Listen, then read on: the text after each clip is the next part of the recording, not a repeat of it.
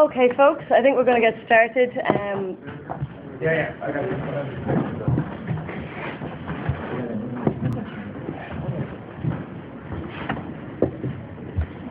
Angus Snuddy may join us at a slightly later stage, but he's held up in the door at the moment.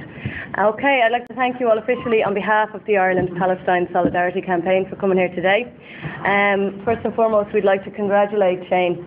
We're very, very, very proud of him on this brave humanitarian mission. Shane and the other members of the flotilla attempted to break the ongoing siege of Gaza by sailing through international waters into Gazan waters with much needed aid. Gaza, as you all know, has been under siege. A stranglehold has been put upon the people of Gaza in an attempt to turn the place into an open-air prison. These brave humanitarian workers attempted to break that siege. Israel has yet again revealed itself to be a rogue state. It is in clear breach of international law by what amounts to kidnapping these people in international waters. This has been called by many diplomats around the world as an act of state terrorism. We are happy to have found out today that all of the detainees will be released and are in the process of being released at the moment. However, we must stress that it was unjust that they were taken to an Israeli prison in the first place. This does amount to kidnapping. This is a blatant disregard for human rights, as is the ongoing siege of Gaza. We, just like the Irish government, demand a safe passage for the MV Rachel Corrie, which is still en route to Gaza. We call for the immediate lifting of the blockade of Gaza, the cessation of diplomatic relations with the Israeli state until such a time as it complies with international law. Now is the time to continue the call for the suspension of Israel from the Euromed agreement.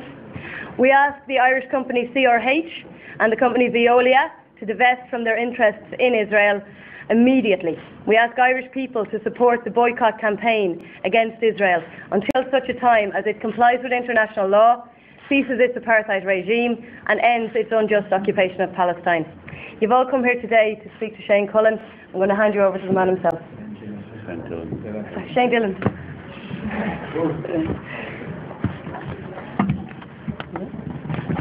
Go ahead, what questions? Does anybody want to ask Shane questions directly, or? Shane, do you want to tell us about your deal? Just say firstly, welcome home.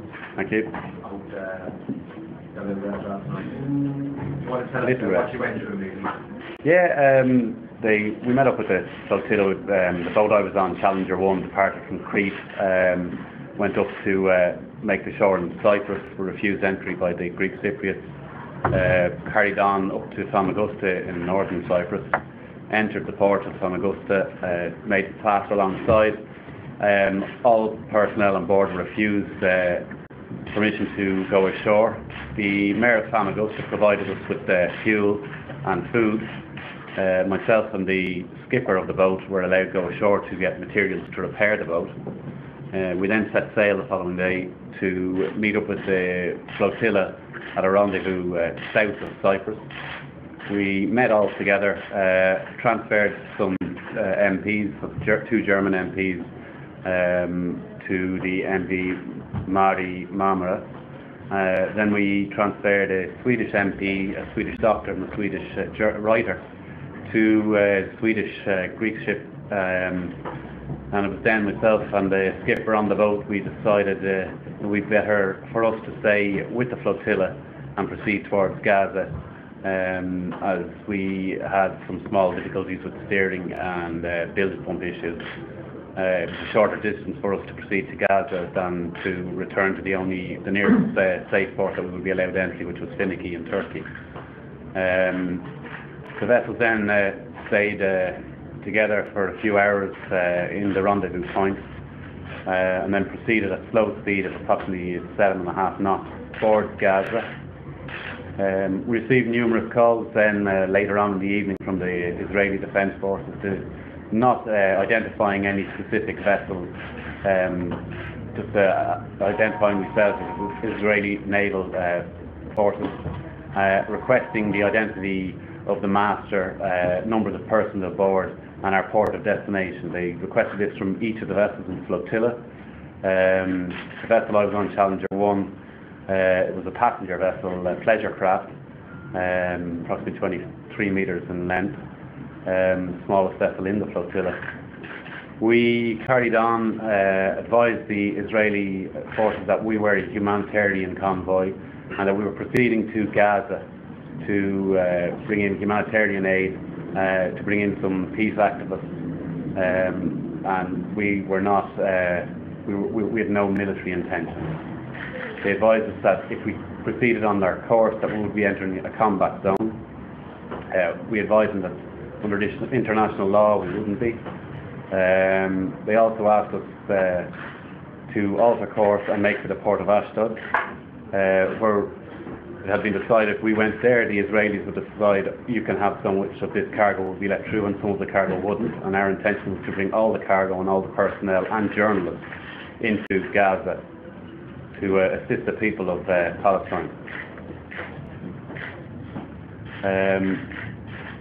Just at the break of twilight in the morning, the MV Marmara dropped astern of all the flotilla to check to see if there was anything coming up astern of us.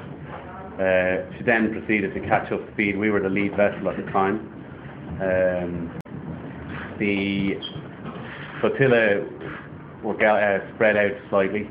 The MV Marmara came up. I got a call on, we had UHF radios to keep in contact between the flotilla. At this time our satellite and other communication phones were all jammed. We got a call from the MV Marmara to advise us of two targets approaching on our port quarter. I turned around and looked around. The captain or the skipper on the boat I was on, the Challenger1, had just got his head down to get some rest, as did the Australian journalists that were sleeping up on the flybridge with us. I looked around, I saw two corvette-type vessels approaching at high speed, and I could also make out unlit Zodiacs approaching as well at high speed. I advised the other boats in the flotilla of this action and the approach of the Israeli forces. They made no more VHF contact or no contact with us as they approached. I sounded our ship's bell whistle, woke up the skipper and woke up the journalists. Everybody was awakened on the other vessels. They turned on all their deck lights. They started up firefighting defences, which is normal in piracy attack, to use your fire defence systems to spray water over the side on both sides. When we were attacked, they came up alongside us. One of their corvettes shadowed us along the port side. At this stage we had all closed in together. The Marmara had requested that I pull in tight. The flotilla did close up with less than a cable between each vessel. We came right in onto the port quarter of the MV Marmara. She was then attacked from the stern by Zodiacs using stun grenades, taser. We could see the stun grenades going off. We could see the tasers being deployed. We could hear them. They were also firing high-powered paintball guns at the passengers and crew of the MV Marmara that were down aft on the boat. Then myself and the skipper on the Challenger1 decided that we should attempt to break the flotilla and to carry on to try and get updated video and photo footage so that the rest of the world could see what was actually going on. We broke away and we were making approximately 22 knots, and we carried on for some 15, 20, maybe 30 minutes. As we looked around astern of us, we were followed all the way down, shadowed by a corvette along our port side. More of the Israeli Defence Forces boats attacked the MV Marmara. We could also see them going in for the other vessels, and we saw a helicopter approach overhead the MV Marmara.